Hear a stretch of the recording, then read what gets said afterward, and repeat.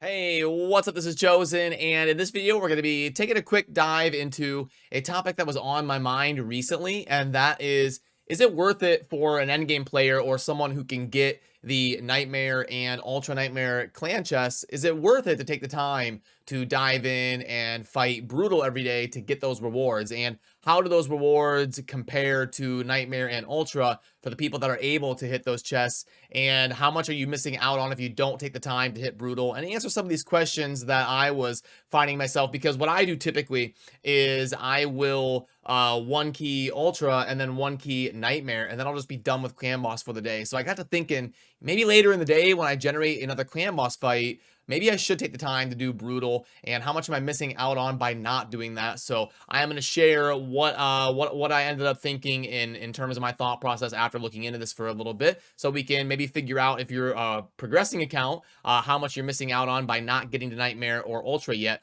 or if you're an endgame player, how much you're missing out on if you don't take the time to hit brutal every day. So let's get into it.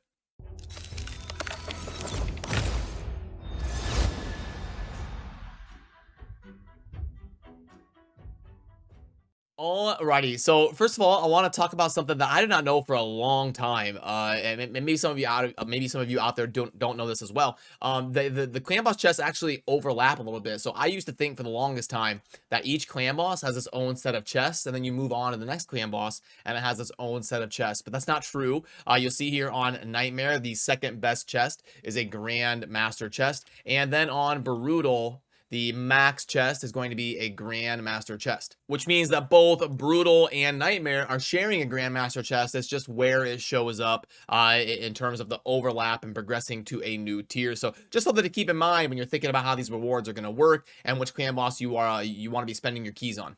And you also want to be getting the maximum possible chest you can get. So if you can spend 4 keys to get the max Nightmare chest, you want to do that instead of spending 2 keys on Brutal and 2 keys on Hard or something. You want to get the maximum possible chest because the rewards do scale pretty well, and that's why I was so curious as to if it's even worth it for me as somebody who's doing Ultra and Nightmare every day, if it's worth it for me to take the time to dive down into Brutal. So that's what I'm gonna do now, is pull up the shards and we can see how they compare to each other. So let's pop that up there, and this is going to be rounded to a close decimal or whole number as to what I expect after looking at the numbers for clan boss drops. This is what I expect you to get per month if you are getting the maximum chest on that difficulty and you are in a clan that is going to be killing that clan boss every single day, which is very important. If you are a beginner player or a mid-game progression type player, you definitely want to take the time to get in a clan that is going to be at the same or close to level that you are, so that you're all progressing together, because the clan boss is a very good source of sustained rewards. When you think about it, the arena, you're getting that one chest one time a week. In the clan boss, you're getting 2 chests as long as you kill the boss every single day. So it is very important to do that, to get that cruel and immortal gear and also get the shards and the different things that come along with it. But the shards are typically what people are after the most, because that gives you the most upside value for managing your account and acquiring new champions to do more content. But anyway, this is what I wanted to know. So like for me personally, if I'm doing Ultra and Nightmare every day, because I'm an endgame player that can one key both Ultra and Nightmare with an unkillable team. So what that means is, for me, every month I can expect to get about 43 Ancients, 13 Voids, and then like 11 or 12 Sacreds. The Sacreds are going to have a lot of RNG. You can get 8 one month, or you can get 15 one month. Whenever the percentage is that low, there's going to be quite the difference in the RNG on that. But that's what I can expect to get per month by hitting Nightmare and Ultra. So if I add Brutal to that, I'm going to be getting 5 more Ancient Shards or so out of 43. I'll be getting 1 more Void Shard out of 13, and the max chest on Brutal actually cannot give you Sacred Shards at all. And then as a side note, if you are really interested in the gear, the Cruel and Immortal gear, they are both really good sets,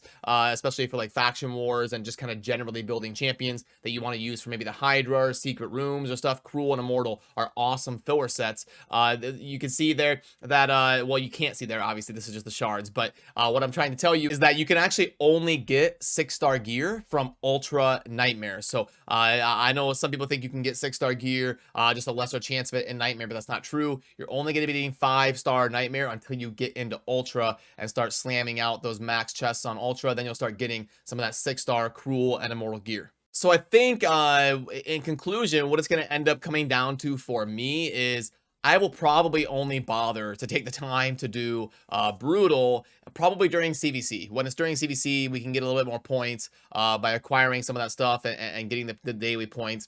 From doing the clan boss, you do get a little bit for doing so. But in the grand scheme of things, am I going to be putting in extra time a day, extra effort? It's really not that hard. It only takes, what, like 5 to 10 minutes somewhere in there for your team to go ahead and get the how much damage is it? It looks like it's just 21.7 million. So, I mean, I guess technically you probably should be doing it, but we're talking about no sacreds, one more void, and a couple ancients. I think for me, the most valuable shards right now are going to be void shards because you need those void legendaries in the end game. Those Siphi and Krisk and Hegemon and some of those champions that you really want. Void shards end up typically being the most valuable shard for end game players.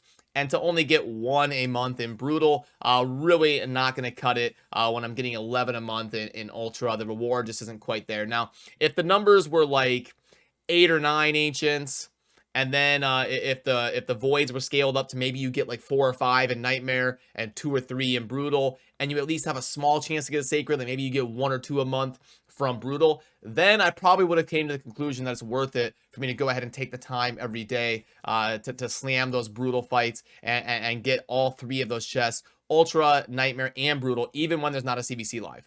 And some of this is why I always talk about how important it is to be going after some of these champions that really improve your quality of life when it comes to being able to farm the clan boss every day. I know for me, it famously took almost, well, just over like 1,600 2x void shards for me to finally get a man-eater. It was becoming a big meme in the community here around my channel that I just cannot get a man-eater. So I finally did get one, and then I got another one after that and got the 2 man-eaters to build my unkillable comp. Now, there's all sorts of different ways that you can do them with Demetha and all sorts of different comps that awesome people like Deadwood Jedi have come up with in certain situations to improve your quality of life, because it's such an amazing just relief off of your shoulders to just 1 key Ultra, 1 key Nightmare every day. Your unkillable comp, turn 1, boom, set it and forget about it, and it's very consistent and just outputs the damage no matter what affinity. Sometimes you'll have ones that swap in and stuff like that, but the general point is it's an amazing opportunity to get some of these rewards super easy and crank out that clan boss content every day with those compositions. But yeah, that's kind of the conclusion that I came to. I'm probably just going to stick with the status quo of getting the Ultra and Nightmare maxed out chests every day, and then leaving Brutal for just those times where I really need to min-max the activity on my account, like during a CVC or something. But otherwise, probably not going to worry about it. Just going to stick with Ultra and Nightmare. But let me know what you think. What's your clan boss strategy, and how do you feel about those numbers? Do you agree with me? Do you disagree with me? I always enjoy getting the perspective from the community as well whenever I have a topic like this that I'm kind of thinking about and looking at the numbers and stuff. So as always, thank you for watching. Have a good rest of your day. Peace.